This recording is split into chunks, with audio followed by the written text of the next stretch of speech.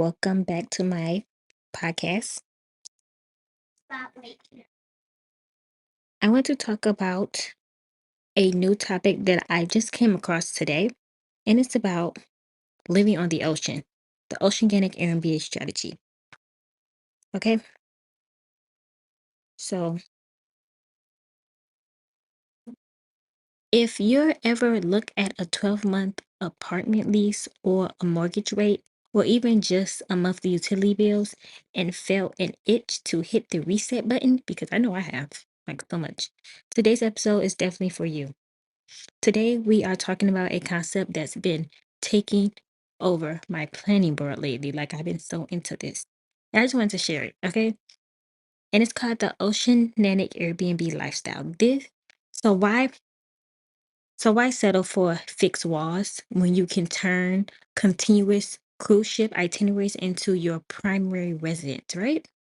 I mean, that just seems so cool. Just say, okay, I work on the ocean. Right now, I'm floating near the Caribbean.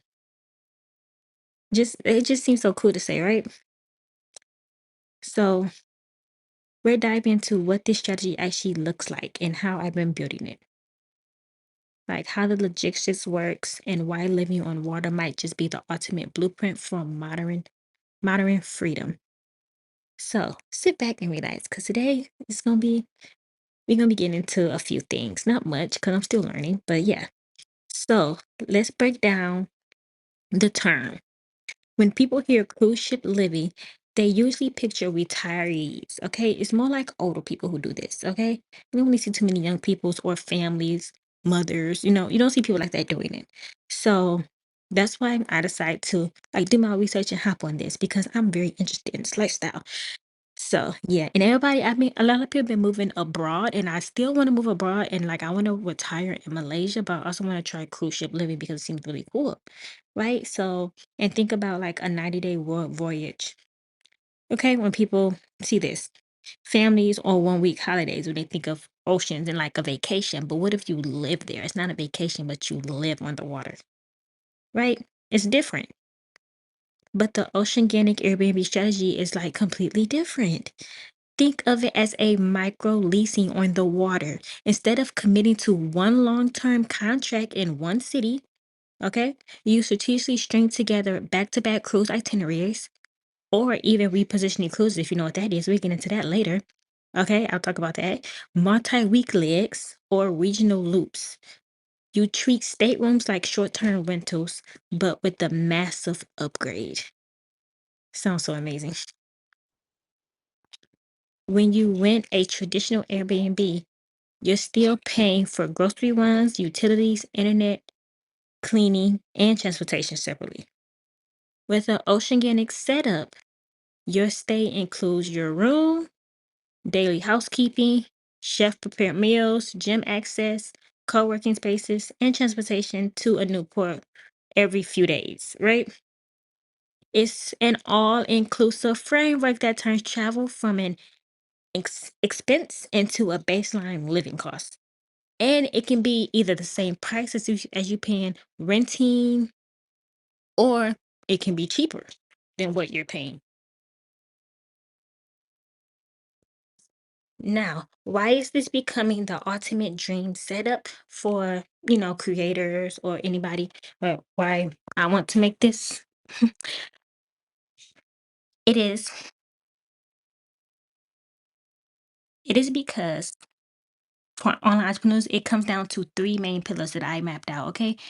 First, it has zero friction. Modern life comes with endless decision fatigue, bills, meal prep, maintenance, commuting, on board. All of that administrative noise disappears. You wake up, grab breakfast, maybe you check in with like people on the ship and stuff like that. You go to the gym or you can sit outside your balcony room and enjoy like what's passing by on the ocean, or focus on your work and your environment. Takes care of the rest.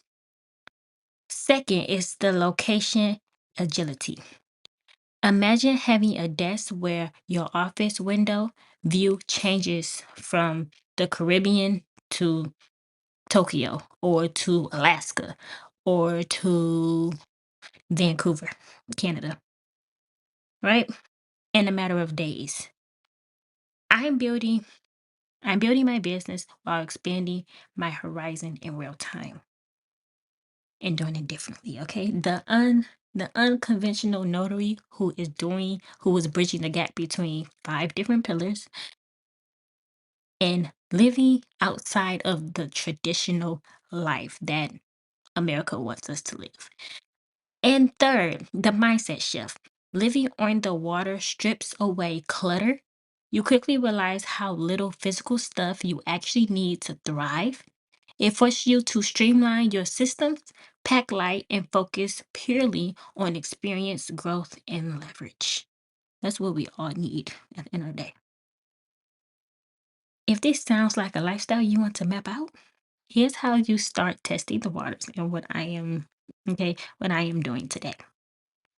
First, if you have been on a cruise, just try a cruise out. Okay. For one, just try it out, see how you like it. If you don't like it, that's cool. Maybe lifestyle's not for you. You can look into like repositioning cruises that they have. These are longer cruise ships, but this is when a cruise ship positions the boat from one port to the next port. So you can look into Trans-Pacific or Transatlantic for the routes. And these are longer days at sea because they are transitioning to one port from another. So yeah. Next, step two is to audit your connectivity needs. Ensure your work stack thrives on satellite internet or not even satellite internet, but just make sure whatever you're doing that you, the internet works pretty well. Like if you're a content creator or if you having a remote job or whatever you do, just make sure you have good internet because sometimes being on water, the internet connection can be a little not so great. Okay, so we will map that out. VPN to make sure the connectivity is safe. Like I really did all my research. Like I have notes, so many notes that I wrote down from this whole method and stuff. And I'm just so excited to share. So yeah. So as you map out your deep work days around the sea days and save your port days for exploration and creative inspiration. And for me, I have a son, so that would be more like road schooling. Like we get off the ship and we like learn, okay, through the different cultures and through nature and stuff like that. Because my world schooling method is a whole different, non-traditional, but we still learning based off, the traditional subjects, but I do it a little bit differently. My world school method is gonna be different. It's just the unconventional side of me, I guess. And then number three, step three is to run the numbers. So calculate your current cost of living today, later, doesn't matter, whatever you feel, like your rent payment, your car payments, your insurance, your food, your utilities. Compare that to a 30-day ocean route. You might be surprised by the things that you find in that. Right, because you never know. It can be comparable or it may be cheaper, like I said earlier. Okay, than living in a major metro area.